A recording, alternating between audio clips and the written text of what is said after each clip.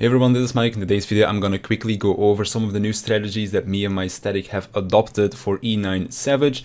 Do apologize for the video quality, I did take this straight from my stream, I forgot to record yet again, so that is why the video quality is going to be a little bit lower, but without further ado, let's get right into it. So first thing that we've changed is the tank busters. We used to invuln as many of these as possible when we went for our week 1 clear, but now we are actually going to be sharing each and every one of them, meaning that either you're going to be doing a tank swap, or you can do a neat little trick like this.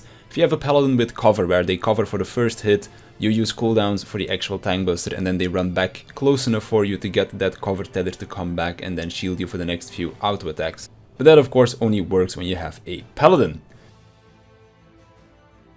As for the bramble positions, as you can see, we have our markers set up like this. We are exactly going to be dropping them there as well. I do believe that this is the Mr. Happy strat that you've been seeing in Party Finder.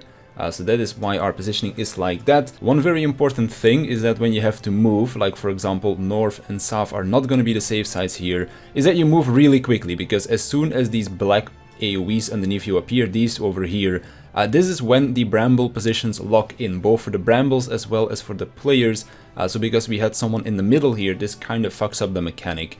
But you'll see him run away as well. But basically, just make sure you're in the safe spot before the cost bar goes off, and then as soon as the black AoEs go out, that is where you will want to start moving. So I'm going to just very quickly show that again, because I did do it correctly. So as you can see, immediately to the safe spot, and then once the cost bar is done, the black AoEs underneath you appear, and you can already start moving to break those tethers. And as you can see, not a GCD was lost.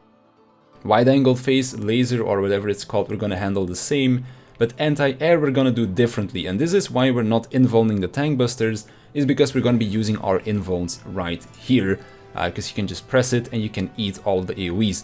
Now, one thing that is important to note is that if you are playing a warrior or a dark knight, then you can't do it like I am doing over here, or like my paladin is doing, because my paladin actually eats all of the AoEs.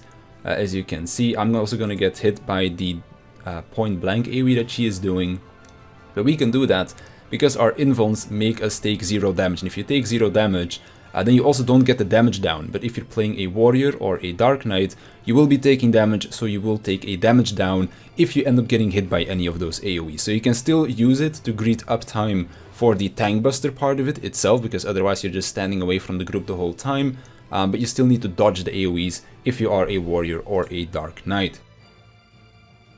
I also decided to include the void phase really quickly, because the initial one that we did was not really all that great, but we've got it down now. Basically all of our ranged are going to be on the outer platforms, all of our melees are going to be on the inner ones. As soon as the gaze laser beam goes out, the melees move to the corners, the ranged move in. If you're a melee, you can also help out your ranged before the gaze goes off. After the donut, the ranged go out again, the melees reset once real quickly. And then you move to the correct positions, and we always made it so that our north side people, which in this case are our 2 tanks, would always be moving the most for this, and so the person that is either east or west can move alongside the north side as well to get to the safe spot. After this, everybody goes to their corners, the ranged can move into the middle to reset. Then we have another Art of Darkness, so this is either spread or stack. After this one goes out, the ranged go back to the back positions so that the melees can reset once more. And then the ranged can move back to the middle to basically get healed or something if that is still necessary for this raid wide that is going to follow. And then the only thing that we have left is to look at our bramble phase once more for the towers. So we are going to be placing our brambles in the exact same positions, because this time there is no real safe spot.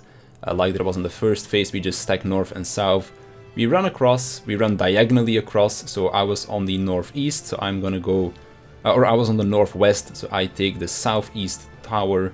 You basically just go to the opposite side of where you started, because that makes it easier to break the tethers.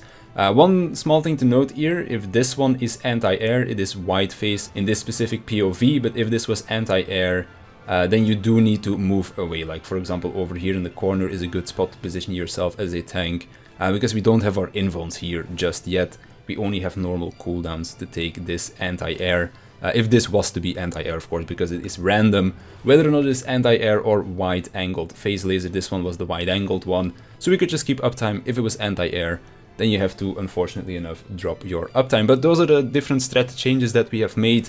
Tank busters are now shared. Anti-air, we just do our invulns for the first one at least. If the second one is also anti-air, well, then it kind of sucks and we have to drop our uptime over there. And then our void phase is also a whole lot cleaner now that we've got the timing down a little bit better. But that's gonna do it for these strat changes. If you have any more questions about them, feel free to leave them in the comments down below and I'll definitely get back to you. But on that note, I want to thank you for watching. I want to thank my Patreons for supporting me, and I'll see you in the next one.